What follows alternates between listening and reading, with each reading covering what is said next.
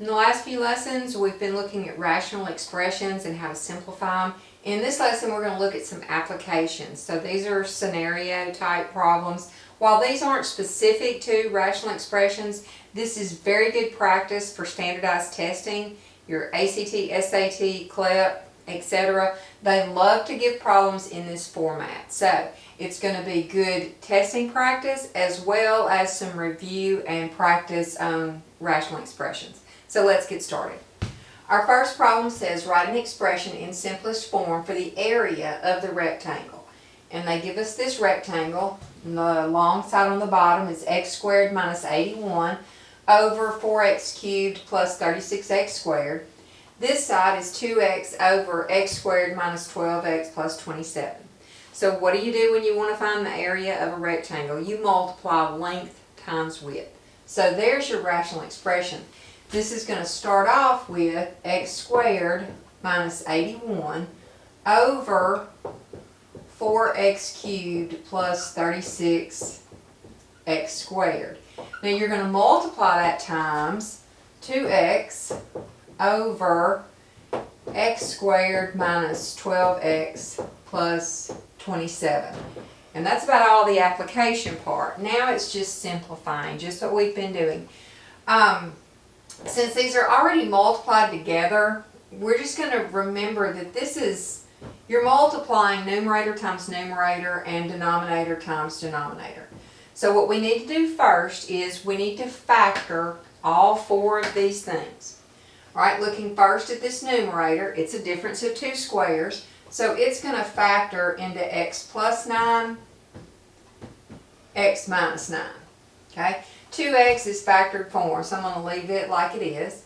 Now down here, when you get ready to factor, first look for a greatest common factor. The greatest common factor between 4x cubed and 36x squared is 4x squared. So when I undistribute that, when I pull it out, I'm going to have x plus 9 left. Alright, then over here I have a trinomial, and I know it's going to factor into two binomials. I have no coefficient in front of that first term, so it's x and x. Plus tells me the signs are going to be the same, and they're going to be whatever this is. So I have minus and minus. Now, two numbers that multiply to give you 27, that add up to give you 12, is going to be 9 and 3. Now, that's everything factored. So let me come under here, and I'm going to write all the factored forms down so I can see what will cancel. I've got x plus 9 and x minus 9 times 2x on the top. Then I have 4x squared times x plus 9 times x minus 9 and x minus 3. So let's see what will cancel. Here's x plus 9 to x plus 9. Here's x minus 9 to x minus 9. Now, what all do I have left? I see a 2x and a 4x squared. Those will also reduce down. 4 and 2 reduce and leave me a 2 on the bottom, because that's where the bigger number is. X and x squared divide out to just leave me an x. So now let's see, what all do we have left? There's nothing left on the top. So what do you put on the top? You have to put something there. So when you divide all these things out, you're actually left with a 1. Anything over itself divided is equal to 1. So you have a 1 left. Now what do you have left on the denominator? 2x and x minus 3. And as always, it's perfectly acceptable to leave your answer in factored form. So let's look at another one. This next problem says write an expression for the width of a rectangular garden whose area is a squared over b minus b and whose length is a over b plus 1. So let's just think, what do you do to find area? Well, area is equal to length times width.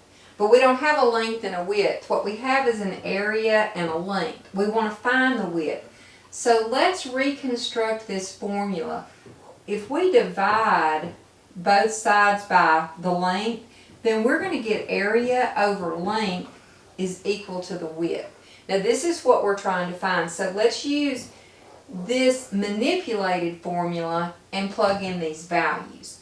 So A over L, area over length, means, let me take my area, which is A squared over B minus B, and I'm going to divide that by my length, which is A over B plus 1.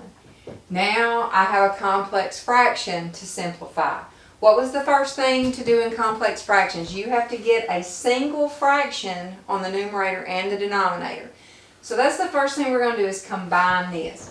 And in order to combine it, we need a common denominator. And we have this b here that doesn't have a denominator, so we're going to put it over 1. Now remember, when you find a common denominator, you take one of everything in both denominators. Well, b times 1 is just b, so we're good there. Now, you look at your old denominator and you say, what did I do to this denominator to get my new one? Multiplied by 1. So if you multiply your numerator by 1, it's going to stay a squared. Alright, minus. Now, what did you do to this old denominator to get the new one? Well, you multiplied by b, so you've got to multiply the top by b, and that gives you b squared. Okay? We're going to do the same thing here. Put 1 over 1. Now, my new common denominator is going to be a b. What did you do to the old denominator to get the new one? You multiplied by 1, therefore the numerator doesn't change. What did you do to this to get the new one? You multiplied by b, so you have to multiply the top by b. Since this is plus, this is plus. Now, this is our completed complex fraction. How do you divide fractions? Keep, change, flip. So the next thing we're going to do is rewrite this as this numerator, which is a squared minus b squared over b, times, remember this was divided, so we're going to change, and then we're going to flip. So now I have b over a plus b. Okay? Now as far as simplifying, there's different ways to go about this. You know you need to factor everything first. So let's take a squared minus b. Alright, that's a difference of 2 squares, so it's going to be a plus b, a minus b, and then you've got it multiplied by b here. Okay? Now down here, b won't factor, neither will a plus b. So we are ready to reduce. What can we cancel out or divide out? There's a b and a b that will cancel out. A plus b and a plus b go. So now your final answer is just a minus b. So our next problem says, write an expression for the volume of the rectangular prism shown below. Now, the formula for the volume of a prism is length times width times height. So you've got 3 factors in there, and you just multiply them all together. So, for space reasons, I'm going to erase this now, and then I'm going to come back, and I'm just going to have these 3 rational expressions multiplied all together, and then we'll simplify them. Okay, so here's our expression now. All 3 of them multiplied together, and order doesn't matter. Okay, since it's multiplication, it's commutative. If you put yours in a different order, you should still get the same answer. Now, we need to go through here and we need to factor each of the numerators and each of the denominators. So let's get started. This first one is a trinomial, and it does have a coefficient in front of the first term. So I use the AC method to factor it, and the factored form was 5x minus 2 times x minus 6. And if you want to check that by foiling, I promise you'll get the right answer. Alright, 18x squared is just a monomial, so it can stay like it is. This one is a trinomial that does not have a coefficient in front of the first term, so it's an easy factor. You know, you're going to have x and x. Since this is a plus, they're both going to be the same, and they're going to be whatever that is. 2 numbers that multiply to give you 48 and add up to give you 14 is going to be 6 and 8. Alright, down here the 10x to the third is a monomial, doesn't need factoring. Greatest common factor here is going to be 9x. Now when I factor that out, I'm going to get 5x minus 2. Down here, this is a difference of 2 squares, so I have 6 plus x, 6 minus x. The factoring on this was just, it pretty much included everything you've ever done. So if you're having trouble with the factoring, leave me a comment down below and I will make a separate video showing how I factored all of these. Alright, now let's see what we can reduce. Alright, 5x minus 2 will cancel with this 5x minus 2. And then x plus 6 and 6 plus x, since they're added, they're fine. Alright, what else do we have? 18 and 9 will cancel and just leave me a 2 up there.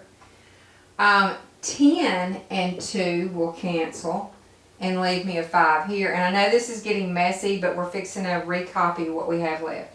And then x to the third with this x squared will leave me an x. Now let's come over here and write down what we have left, and we'll see if we still need to do some more simplifying. So I have that x minus 6, and I'm actually going to cross everything off as I transfer it so I don't lose anything. All of that canceled, that canceled. I have x plus 8 here. Alright, down here I have the 5x. And I have that x left. And 6 minus x. Okay? Now naturally 5x times x would give me 5x squared. So let's go ahead and do that now. The problem I have here is that one problem we saw back earlier where you've got x minus 6 and 6 minus x. I need them reversed. So what you're going to do is you're going to multiply by 2 negative 1s. Now you can either do negative 1 over negative 1 or you can do negative 1 times negative 1. It doesn't matter. And in this case I think I'll do my negative 1s both in the numerator. It doesn't matter. Now when I multiply it times this, it's going to reverse it. It's going to make it 6 minus x, which means that this with this cancel out that one. So now what do I have left? Well, I have that 5x squared in my denominator, but you have to distribute this negative 1 into your x plus 8, which means you're going to have negative x minus 8. And I know that was kind of messy, but it wasn't because of the application. It was because this was very intense as far as factoring goes, plus it had that little strange thing where you had to use the negative 1. So just go really slow. And I wish that I had had a bigger board because I wouldn't have tried to skip some steps. I would have used a lot more space. Okay, so here's our last problem. Write an expression for the surface area, which is often called a net, of the rectangular prism below. Now, you have to think of this as a flat thing. Even though it's a prism, it would be like, what if you cut it open and folded it all out? So the surface area is going to be the sum of the areas of all the surfaces. So let's look. Since this is rectangular, your two ends are the same, your top and bottom are the same, and your front and back are the same. So if we can find an expression for those three things, we can just multiply it by 2. So let's go at it that way. First, let's find an expression, and we're going to do 2 times the area of the front and back. Well, here's the front, the back's the same. Area is length times width. So we're going to have 3 over 2x times 6 over x. And then we're going to add this to 2 times. Alright, next let's do these sides. What would be length times width? Well, the width right here is x over 4. And I'm going to multiply that times this height, which is the same as this. So 3 over 2x. Alright, now my last one. I've done the fronts, I've done the sides. So now let's do the top and the bottom. Alright, the top or the bottom. the length this way is the same as this, so it's 6 over x, times this right here, so that would be x over 4. Okay? You just have to pay attention and go slow on these net problems. Make sure that you're covering all the surfaces. And then we're going to add them together. Now we have a rational expression problem. So first, we're going to do what's in the parentheses. I've got 2 times. Now, 3 over 2x times 6 over x, multiply numerators together and denominators together. Plus, all right, here I've got 2 times. That's going to be 3x over 8x.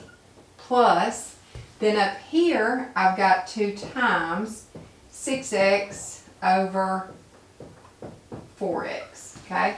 Now when you multiply that 2, you're just multiplying the 2 times the numerator. Okay?